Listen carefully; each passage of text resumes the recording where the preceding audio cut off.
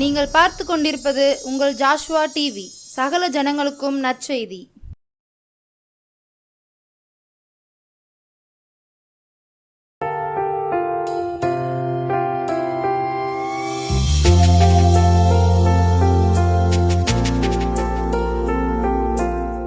கிறிஸ்துக்குள் பிரியமான சகோதர சகோதரிகள் யாவருக்கும் கிறிஸ்து இயேசுவின் நாமத்தினாலே இந்த ஜோசுவா டிவி நேயர்கள் யாவருக்கும் அன்பின் வாழ்த்துதல்களை தெரிவித்துக் கொள்கிறேன். செய்திக்கு ஆரம்பமாக ஒரு சின்ன பாடலை நம்ம பாடி ஆண்டவரை ஆராதித்து வேத வசனத்தை கேட்கும்படியாக கடந்து போகலாம். அப்பா உம்மை நேசிக்கிறே ஆர்வமுடன் நேசிக்கிறே, அப்பா உம்மை நேசிக்கிறேன் ஆர்வமுடன் நேசிக்கிறேன். உந்தன் அன்பு போதுமையா, உறவோ பொருளோ பிரிக்காதையா.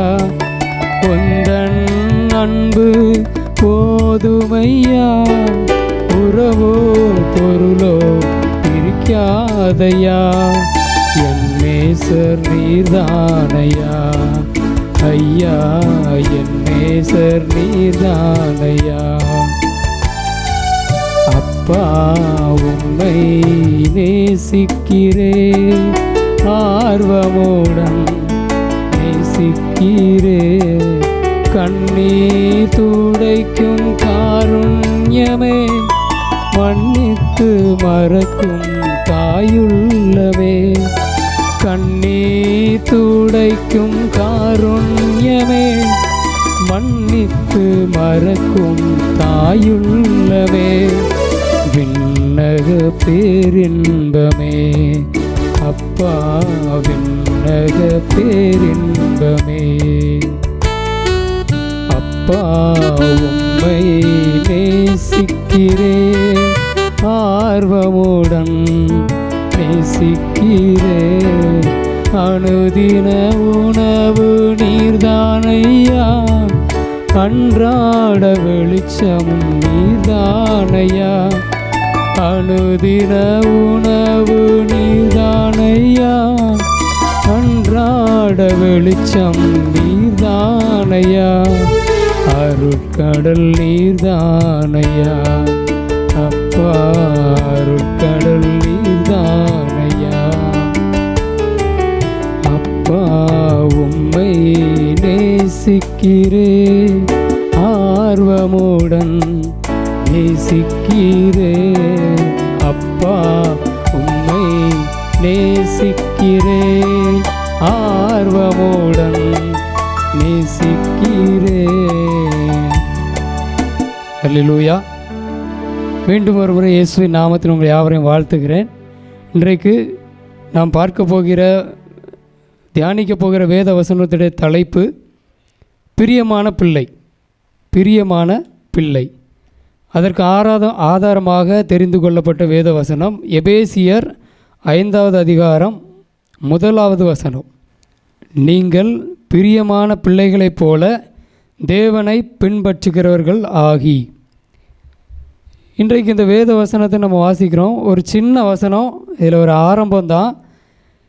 இந்த வேத வசனத்தை நம்ம தியானிக்க வேண்டிய அவசியம் உண்டு. இந்த நேரத்தில் நம்ம அதை தான் நம்ம பார்க்க போகிறோம். நீங்கள் பிரியமான பிள்ளைகளைப் போல தேவனை பின்பற்றுகிறவர்கள் ஆகி. கிறிஸ்துவுக்குள் பிரியமானவர்களே, ஆண்டவருடைய அன்பை அறிந்து ஆண்டவருடைய இரத்தத்தினாலே கழுவப்பட்டு கிறிஸ்துவை நம்முடைய சொந்த இரட்சகராக ஏற்றுக்கொண்ட நீங்களும் நானும் தேவனுடைய பிள்ளைகள் தான். இது யாரும் நம்ம மறுக்க முடியாது. எல்லாருமே தேவனுடைய பிள்ளைகள் தான்.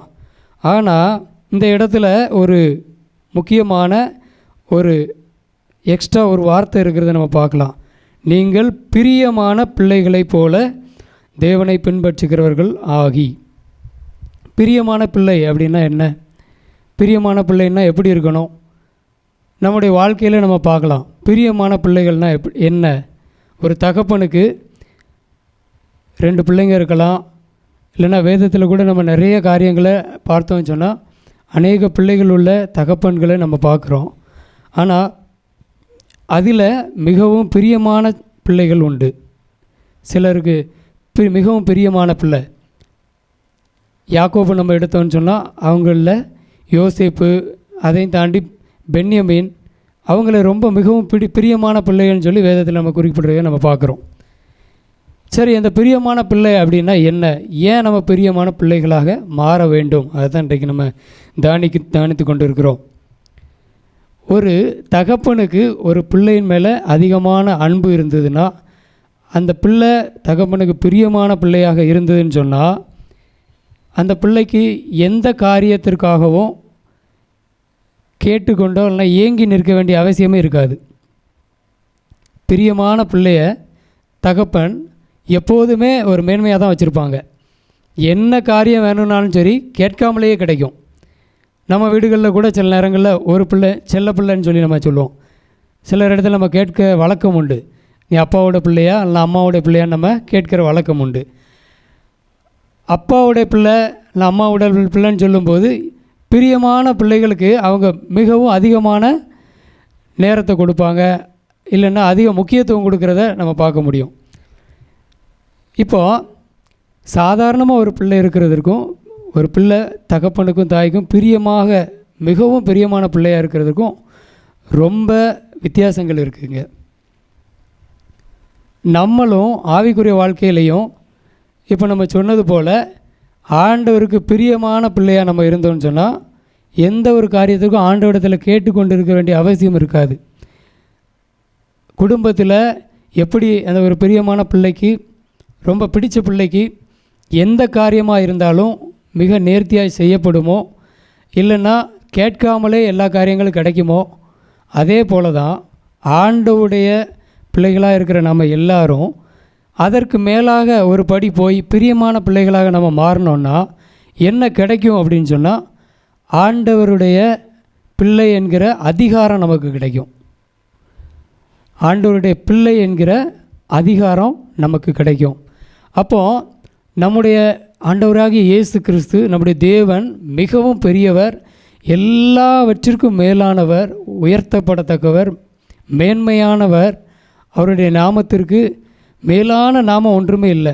எல்லா அதிகாரங்களும், பூமியில் இருக்கிற அனைத்து அதிகாரங்களும் ஆண்டவராகிய இயேசு கிறிஸ்துவோடைய கரத்தில் இருக்குது. அப்போ அவருடைய பிரியமான பிள்ளையாக நம்ம இருந்தோம் அப்படின்னு சொன்னால், அவருடைய கரத்தில் இருக்கிற எல்லா மகிமையும், அவருடைய கனமும், அவரிடத்தில் இருக்கிற அதிகாரங்களும், இந்த பூமியின் மேலே உள்ள அதிகாரங்களும் நமக்கும் கிடைக்கும். இந்த வேத வசனத்தில் நம்ம வாசித்து பார்ப்போம். மறுபடியும் ஒரு முறை நம்ம சொல்கிறேன். நீங்கள் பிரியமான பிள்ளைகளைப் போல தேவனை பின்பற்றுகிறவர்கள் ஆகி. நம்ம எல்லோரும் நினச்சிட்ருக்குறோம், நான் ஆண்டவரை ஏற்றுக்கொண்டு பல வருஷங்கள் ஆகுது, என்னுடைய வாழ்க்கையில் நான் வேத வசனத்தை வாசிக்கிறேன், சில இடத்துல சொல்கிறேன், இயேசு கிறிஸ்துவனுடைய ரத்தம் எங்களை பாவங்களை கழுவுகிறதுன்னு நம்ம சொல்கிறோம், பிசாசின் மேலே அதிகாரங்கள் இருக்குதுன்னு நம்ம சொல்கிறோம். ஆனாலும் அது நம்முடைய வாழ்க்கையில் நடைபெறுகிறதான்னு பார்த்தா நடைபெறலை. அதுக்கு காரணம் என்ன அப்படின்னு சொன்னால், நம்ம எல்லாருமே சாதாரண பிள்ளைகளாகவே இருந்துக்கிட்டு இருக்கிறோம். நம்ம எல்லாருமே சாதாரண பிள்ளைகளாக அவருடைய ரத்தத்தில் கழுவப்பட்டதோட இதோட போதும் அப்படின்னு சொல்லி நம்ம இருந்துடுறோம். ஆனால் அவருக்கு பிரியமான பிள்ளையாக நம்ம மாறினோன்னா அதில் மிகப்பெரிய அதிகாரம், மிகப்பெரிய வல்லமை எல்லாம் நமக்கு ஆண்டவர் கொடுக்கிறதற்கு வல்லமை உள்ளவராக இருக்கிறார். இதில் இன்னும் என்ன காரியங்கள்லாம் நடக்கும் அப்படின்னு சொன்னால், பிசாசு இயேசுவை கண்டா நடுங்கி போகும். அதே போல் இயேசு கிறிஸ்துடைய பிள்ளைகளாக நம்ம இருக்கும்போது, அவருக்கு பிரியமான பிள்ளையாக இருக்கும்போது அந்த அதிகாரம் நமக்கு தானாகவே கொடுக்கப்படும். ஆண்டவரோடு கூட உள்ள உறவில், ஆண்டவரோடு கூட இருக்கிற பிணைப்பில் நம்ம அதிகமாக இருக்கும்போது அந்த வல்லமை நமக்குள்ளாகவும் இருப்பதை நம்ம பார்க்க முடியும். இந்த வசனங்களில் சரி, இப்போ நம்ம பிரியமான பிள்ளையாக இருந்தால் என்ன நடக்கும், நமக்கு என்ன நன்மை கிடைக்கும் அப்படின்னு சொல்லி நம்ம பார்த்தோம். சாதாரணமாகவே நம்ம உலக வழக்கத்தின்படி நம்ம பார்க்குறது போல் கிறிஸ்துவனுடைய பிள்ளைகளாகவும் நம்ம பிரியமான பிள்ளையாக மாறும்போது அவருடைய வல்லமை, அவருடைய மகிமை, இந்த உலகத்தின் மேலே அவருக்கு கொண்ட ஜெயம், அவர் கொண்ட அதிகாரம் எல்லாம் நமக்கு கிடைக்கும். இந்த உலகத்தை ஜெயிக்கிற ஜெயம் நமக்கு எளிமையாக கிடைக்கும். அப்போ அந்த பிரியமான பிள்ளையாக நம்ம எப்படி மாற முடியும் அப்படின்னு சொல்லி பார்த்தோம்னா, இந்த வசனத்தில் தொடர்ச்சியாக நம்ம வாசிக்கலாம். இரண்டாவது வசனத்தில் நம்ம பார்த்தோம்னு சொன்னால், முதலாவதாக ஆண்டவர் இயேசு கிறிஸ்து பிரியமான பிள்ளையாக ஆண்டவருக்கு ஒப்பு கொடுத்த இந்த காரியங்களை நம்ம பார்க்குறோம். கிறிஸ்து நமக்காக தம்மை தேவனுக்கு சுகந்த வாசனையான காணிக்கையாகவும் பலியாகவும் ஒப்பு கொடுத்து, இது முதற் காரியம். அவர் அன்பை வெளிப்படுத்துறது விதமாக என்ன பண்ணினார் அப்படின்னு பார்த்தா, தன்னை ஒப்பு கொடுக்கறத நம்ம பார்க்குறோம். இரண்டாவது, ஒப்பு கொடுத்தது மட்டும் இல்லாமல் அவருடைய அன்பு கூர்ந்தது போல் நீங்களும் அன்பிலே நடந்து கொள்ளுங்கள். இப்போது நம்ம எல்லாரும் நம்ம ஒரு விதமான போதனைகளுக்குள்ளாக நம்ம பார்த்து கொண்டு இருக்கிறோம். ஆண்டவர் மிகவும் பிரியமாக வைத்திருக்கிற பிள்ளைகளுக்கு ஒரு நன்மையும் குறைபடாது அப்படின்னு சொல்லி எல்லோரும் என்ன நினைக்கிறோம் அப்படின்னா, ஆவிக்குரிய காரியங்களெல்லாம் மறந்துட்டு நம்ம ஆண்டவருக்கு பிரியமாக நடந்தால் நல்ல நம்முடைய வாழ்க்கையில், நம்முடைய வேலையில், நம்முடைய தொழிலில் ஆசீர்வாதம் இருக்கும், ஐஸ்வர்யம் இருக்கும். இப்படி நம்ம உலக பிரகாரமான காரியங்களையே நம்ம பார்த்து கொண்டிருக்கிறோம். ஆனால் உண்மையில் என்னென்னா, இந்த உலகத்தின் மேலே ஆண்டவருடைய அதிகாரம், இந்த உலகத்தின் மேலே ஆண்டவருடைய வெற்றி, இந்த உலகத்தில் இருக்கிற கிரியைகளிடத்தில் இருந்து நமக்கு ஒரு வித்தியாசமான பரிசுத்தம், இவைகளை குறித்து தான் ஆண்டவர் இந்த இடத்துல சொல்கிறாரு. ஆண்டவர் எவைகளெல்லாம் உலகத்தில் ஜெயித்தாரோ அவைகளெல்லாம் நம்மளும் ஜெயிக்க முடியும். ஆண்டவர் எந்த இடத்துல ஐஸ்வர்யவானம் மாறுகிறத பற்றியோ இல்லைன்னா இந்த உலக வாழ்க்கையில் எப்படி முன்னேறுகிறதுங்கிறத குறித்தோ ஆண்டவர் பேசவே இல்லை. ஆண்டவர் வேத வசனத்தில் சொல்லுகிற காரியங்கள் எல்லாமே ஆவிக்குரிய காரியங்களாக இருக்கிறது. அவைகள் நித்திய ஜீவனை குறித்தும், ஆண்டவருக்கு பிரியமான வாழ்கிற வாழ்க்கையை குறித்தும், ஆவிக்குரிய வாழ்க்கையை குறித்தும், ஆண்டவருக்கு பிரியமான காரியங்களை குறித்தும், விசுவாசத்தை குறித்தும், திட மனசாட்சியை குறித்தும், அன்பு, சந்தோஷம், சமாதானம், ஆவிக்குரிய கனிகளை குறித்தும் தான் ஆண்டவருடைய வேதவசனம் பேசுகிறது. ஆனால் இன்றைக்கு நம்ம வேறு காரியங்களை குறித்து நம்ம தியானித்து கொண்டிருக்கிறோம். இருந்தாலும் இப்போ நம்ம இருதயத்தில் நம்ம யோசிக்க வேண்டிய காரியங்கள் இதுதான். ஆண்டவருடைய பிள்ளையாக நம்ம மாறினோன்னா இந்த உலகத்தை ஜெயிக்கிற ஜெயம், இந்த உலகத்தின் மேலே இருக்கிற அந்தகார கிரியைகள் மேலே அதிகாரம், பிசாசுடைய தந்திரங்களில் இருந்து ஜெயம் எடுக்கிற வெற்றி, இவைகள் ஆண்டவர் நமக்கு கொடுக்க முடியும். சரி, இப்போ ஆண்டவருடைய பிரியமான பிள்ளையாக நம்ம மாறினோன்னா என்னெல்லாம் கிடைக்கும்னு சொல்லி நம்ம பார்த்தோம். இப்போது ஆண்டவருடைய பிரியமான பிள்ளையாக நம்ம இருக்கணும்னா என்ன செய்யணும்? இரண்டாவது வசனத்தில் நம்ம வாசித்தோம், இயேசு கிறிஸ்து தம்முடைய பிதாவுக்கு பிரியமான பிள்ளையாக இருக்கிறதற்கு அவர் என்ன செய்தாருன்னு சொன்னால், தம்மையே நம்முடைய ஜனங்களுக்காக ஒப்பு கொடுத்த காரியத்தை நம்ம பார்க்குறோம். இன்றைக்கு நம்ம அன்புன்னா என்ன நினைக்கிறோம்? ஏசப்பா ஏதாவது நம்ம கொடுப்பாங்களா, ஆசீர்வாதம் கொடுப்பாங்களா, நன்மை கொடுப்பாங்களா, என் குடும்பத்தில் இந்த ஆசீர்வாதம் வருமா, இந்த ஆசீர்வாதம் வருமா, அப்படி கொடுக்கலன்னா ஆண்டவர் என் மேலே பிரியமாக இல்லை அப்படின்னு நம்ம தவறாக நினச்சிக்கொள்கிறோம். ஆனால் இந்த இடத்துல சொன்னபடி பார்த்தா அவர் பிரியமான பிள்ளையாக இருக்கிறதுக்கு காரியம் செய்தது தன்னைத்தானே ஒப்பு கொடுத்து தன்னை அர்ப்பணிக்கிறத நம்ம பார்க்குறோம்.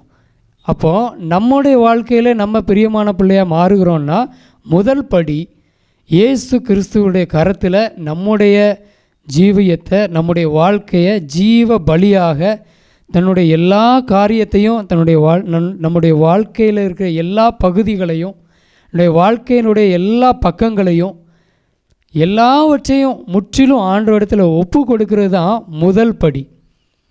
இயேசு கிறிஸ்துவுக்கு பிரியமான பிள்ளையாக மாறுகிறதற்கு முதல் படி என்ன அப்படின்னா, நம்முடைய காரியங்கள், நம்முடைய வாழ்க்கை, நம்முடைய எதிர்காலம், நம்முடைய நம்பிக்கை எல்லாவற்றையும் ஆண்டவருடைய கரத்தில் ஒப்பு கொடுக்கிறது தான் முதலாவதாக முதல் படி. இது முதல் படி மட்டும்தான். அதன் பின்பதாக 3வது வசனம் 4வது வசனத்தில் நம்ம வாசிக்கலாம், மேலும் பரிசுத்தவான்களுக்கு ஏற்றபடி வேசித்தனமும் மற்றெந்த அசுத்தமும் பொருளாசையும் ஆகிய இவைகளில் பேர் முதலாய் உங்களுக்குள்ளே சொல்லப்படவும் கூடாது. இதில் ஒரு 3 காரியங்கள் ஆண்டவர் சொல்லியிருக்கிறார். முதலாவதாக நம்ம ஆண்டவருக்கு பிரியமான பிள்ளையாக இருந்து ஆண்டவர் கொடுக்குற அதிகாரங்களை நம்ம சுதந்திரித்து கொள்ளணும்னு சொன்னால் முதலாவதாக நம்ம அர்ப்பணிக்கணும். அதற்கு பின்பதாக பரிசுத்தவான்களுக்கு ஏற்றபடி வேசித்தனம், மற்ற எந்த அசுத்தமும் பொருளாசையும் நம்மளுக்குள்ளாக இருக்கக்கூடாதுன்னு சொல்லி வேதவசனம் கற்றுக் கொடுக்கிறது. பிரியமானவர்களே, நம்ம ஆண்டவர் நம்மிடத்தில் என்ன எதிர்பார்க்கிறாங்கிறத மறந்து போய் நம்மளாவே சில காரியங்களை யோசித்து, இப்படி இருந்தால் ஆண்டவர் என் மேலே பிரியமாக இருக்கிறார், இப்படி இருந்தால் என் மேலே பிரியமாக இருக்கிறார், ஆண்டவர் எனக்கு ஆசீர்வாதம் தரல, நான் கஷ்டப்பட்டால் ஆண்டவர் என் கூட இல்லைன்னு நம்ம நினைக்கிறோம். அநேக சூழ்நிலைகளில் போராட்டத்தின் மத்தியில் போகும்போது ஆண்டவர் என் கூட இல்லை, ஆண்டவர் என் மேலே பிரியமாக இல்லைன்னு நம்ம நினைக்கிறோம். ஆனால் ஆண்டவருடைய பாதை, வேத வசனத்தை நம்ம வாசிக்கிற நமக்கு நம்முடைய பாதை கடினமானது தான். அப்போது அந்த பாதையில் நம்ம நடக்கும்போது நம்ம வழி விலகாமல் நம்முடைய காரியங்களை ஒப்பு கொடுக்கறது தான் முதல் படியாக நம்ம பார்த்தோம்.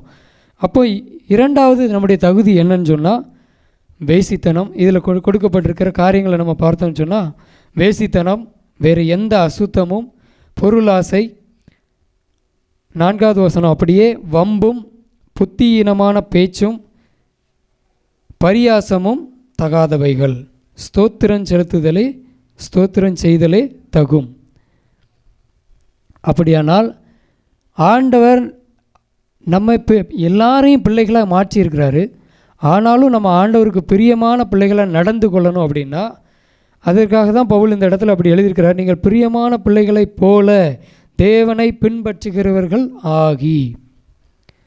நாமும் ஆண்டவரை பிரியமான பிள்ளைகளைப் போல பின்பற்றுகிறவர்களாக இருந்தோம் அப்படின்னா நம்ம அப்பாவிட்ட எந்த காரியத்தை குறித்தும் கெஞ்சி கேட்க வேண்டிய அவசியமே இல்லை. நம்ம ஆண்டவரிடத்தில் எந்த காரியத்தை குறித்தும் அழுது புலம்ப வேண்டிய அவசியமே இல்லை. ஆண்டவருக்கு பிரியமான பிள்ளையாக நம்ம இருந்தால் போதும். இந்த உலகத்தில் இருக்கிற காரியங்களுக்குள்ளாக அதிகாரம், பிசாசுடைய தந்திரங்கள் மேலே உள்ள அதிகாரம், இவைகள் நம்ம இடத்துல வந்தாலே நம்ம ஆண்டவருடைய பிள்ளைகளாக இருக்கும்போது எல்லா காரியங்களையும் முறியடித்து நம்முடைய வாழ்க்கையில் ஒரு வெற்றி வாழ்க்கை வாழுகிறதுக்கு மிகவும் சுலபமாக மாறிடும். அப்போது நம்ம என்ன செய்யணும்? ஆண்டவரிடத்தில் முதலாவதாக அர்ப்பணிக்கணும். அதற்கு பின்பதாக ஆண்டவர் நம்மளை பரிசுத்தமான வாழ்க்கை வாழுகிறதுக்கு அழைத்திருக்கிறார். இந்த 2வது வசனம் 3வது வசனத்தில் 5 காரியங்களை ஆண்டவர் சொல்லியிருக்கிறாரு. மறுபடியும் அதை நான் வாசிக்கிறேன். விபச்சாரக்காரன் நம்ம இருக்கக்கூடாது, வேசித்தனம் நம்மிடத்தில் இருக்கக்கூடாது, வேறு எந்த விதமான அசுத்தமும் நம்முடைய வாழ்க்கையில் இருக்கக்கூடாது, பொருளாசை இருக்கக்கூடாது, வம்பான வீணான பேச்சுக்கள் இருக்கக்கூடாது, பரியாசமும் தகாதவைகள். 5 காரியங்களை ஆண்டவர் நமக்கு கற்றுக் கொடுக்குறாரு. ஆனால் நம்ம என்ன பண்ணுறோம்? நம்முடைய இஷ்டம் போன வாழ்க்கையை வாழ்ந்து கொண்டு நமக்கு பிரியமான, நமக்கு விரும்புகிறபடி வாழ்க்கையை வாழ்ந்து கொண்டு ஆண்டவரை குறை சொல்லுகிற அநேகம் பேரை இந்த நாட்களில் நம்ம பார்க்க முடியும். அநேக கிறிஸ்தவர்கள், நான் ஆலயத்துக்கு போகிறேன், நான் எல்லா காரியங்களையும் செய்கிறேன், ஆனாலும் ஆண்டவரிடத்துலேருந்து எனக்கு நன்மை கிடைக்கல அப்படின்னு சொல்லி நம்ம புலம்புகிறோம். அநேகம் பேர் கஷ்டங்களும் பிரச்சனைகளும் வரும்போது ஆண்டவர் விட்டுட்டு பின்வாங்கி போகிறத நம்ம பார்க்குறோம். ஆனால் வேத வசத்தை நம்ம வாசிக்கிறதே இல்லை. நம்ம ஆண்டவருக்குள்ளே வாரோம், ஆலயத்துக்கு போகிறோம், வாரோம், நம்முடைய தனிப்பட்ட வாழ்க்கையில் ஆண்டவரோடு கூட இருக்கிற நெருக்கத்தை விட்டுட்டு வெளியரங்கமான காரியங்களை மட்டுமே நம்ம பார்த்துக்கிட்டு இருக்கிறோம். அப்படி பார்த்தோன்னு சொன்னால் அதுக்கு பதிலும் நமக்கு கிடைக்கிறதே இல்லை. இங்கே ஆண்டவர் நமக்கு சொல்கிறாரு, எனக்கு ஆண்டவருக்கு பிரியமான நடக்கிற எல்லாருக்கும் ஆண்டவர் கொடுக்குற ஒரு கிரேட் என்ன அப்படின்னு சொன்னால் பிரியமான பிள்ளை. ஆண்டவருக்கு பிரியமான பிள்ளையாக நம்ம மாறிட்டோம்னு சொன்னால் இதில் அதை குறித்து போடவே இல்லை. ஆனால் உலகத்தில் இருக்கிற எல்லா காரியங்களும், ஐஸ்வர்யமும் கனமும் மகிமையும் ஆண்டவருடைய கரத்தில் இருக்குது. அப்போ அந்த ஆண்டவருக்கு பிரியமான பிள்ளையாக நம்ம மாறிட்டோம்னா எந்த காரியத்தை குறித்தும் கலங்க வேண்டிய அவசியமே நம்முடைய வாழ்க்கையில் இருக்க முடியாது. பிரியமானவர்களே, இதை கேட்டுக்கொண்டிருக்கிற நீங்களும் நானும் ஆண்டவரிடத்தில் ஜெபிக்க போகிறோம். ஆண்டவரே, இந்த நாளில் நாங்கள் பேசுகிற எங்களோடு கூட நீங்கள் இடைப்படுங்க ஆண்டவரே. இந்த ஒரு சின்ன வசனம் தான், ஆனால் இந்த வார்த்தையினுடைய வெளிச்சம், இந்த வார்த்தையினுடைய அதிகாரம் எங்கள் மேலே பிரகாசிக்கட்டும்னு சொல்லி நம்ம கேட்க போகிறோம். ஏன்னா ஆண்டவருடைய பிள்ளை அப்படின்னு சொன்னால், மறுபடியும் சொல்கிறேன், நான் ஒரு மிகவும் பிடித்த ஒரு குமாரனுக்கு தன்னுடைய தகப்பன் எதை கேட்டாலும் வாங்கி தந்துடுவாங்க. அப்படி தான் நம்மளும் ஆண்டவருடைய சமூகத்தில் ஆண்டவருக்கு பிரியமானபடி வாழ்ந்தோம்னா நம்ம கேட்கிற காரியங்கள் நமக்கு கிடைக்கும். ஒருவேளை ஊழியத்தில் இருக்கிறவங்க நீங்கள் சோர்ந்து போயிருக்கலாம், ஆனால் நம்ம கேட்கிற ஆத்துமாக்களாக இருக்கட்டும், நம்ம கேட்கிற ஆவிக்குரிய ஆசீர்வாதங்களாக இருக்கட்டும், எல்லா காரியமும் ஆண்டவருக்கு மிகவும் பிரியமான பிள்ளையாக நம்ம இருந்தோம்னு சொன்னால் ஆண்டவர் நமக்கு தருகிறதற்கு உண்மையும் வல்லமை உள்ளவராக இருக்கிறாரு. ஆண்டவர் அவர் கேட்கிற காரியங்கள் அதுதான். நம்ம உலகத்தில் இருந்து பிரித்தெடுக்கப்பட்டவர்களாக ஆண்டவருக்கு பிரியமுள்ளவராக, ஆண்டவருக்கு பிரியமான பரிசுத்த வாழ்க்கை வாழ்ந்தோன்னு சொன்னால் ஆண்டவர் நமக்கு அதிகமான நன்மைகளினால், ஆவிக்குரிய நன்மைகளினால் நிரப்புவதற்கு மிகவும் போதுமானவராக இருக்கிறாரு. நம்ம எல்லாரும் தலைகளை தாழ்த்தி இந்த வேளையில் நம்ம கேட்ட இந்த சின்ன வசனத்தில் ஆண்டவர் பேசுகிற முக்கியமான காரியங்களை நம்ம உணர்ந்தவர்களாக, ஆண்டவரே நான் என்ன அநேக நாட்களில் ஜெபிக்கிறேன் கண்ணீரோடு, எனக்கு எதுவுமே கிடைக்கலையேன்னு ஜெபிக்கிறேன், ஆனால் நான் நீங்கள் எனக்கு கொடுத்த அதிகாரத்தை மறந்துட்டேன் ஆண்டவரே, நான் அதை பெற்றுக்கொள்ளாமல் சாதாரணமாக உங்களுடைய சமூகத்தில் கெஞ்சி கொண்டு இருக்கிறப்பா. ஆண்டவரே இந்த உலகத்தின் அதிகாரங்களை மேற்கொள்ள முடியாமல் தவித்து கொண்டிருக்கிறேன்னு சொல்லி நீங்கள் சொல்லி கொண்டிருக்கிறீங்களா? இந்த நேரத்தில் ஆண்டவர் உங்களோடு கூட பேசி கொண்டிருக்கிறார். உலகத்தை ஜெயிக்கிற ஜெயம் இயேசு கிறிஸ்துடைய நாமம். அந்த இயேசு கிறிஸ்துடைய பிள்ளைகளாக நம்ம மாறணும்னு சொன்னால், அவருக்கு பிரியமான பிள்ளைகளாக நம்ம வாழ்ந்தோன்னு சொன்னால் ஆண்டவருடைய வல்லமையும் ஆண்டவருடைய மகிமையும் நம்ம மேலே அளவில்லாமல் ஊற்றப்படும். இந்த உலகத்தை ஜெயிக்கிற காரியம் மிகவும் எளிமையாக மாறிவிடும்.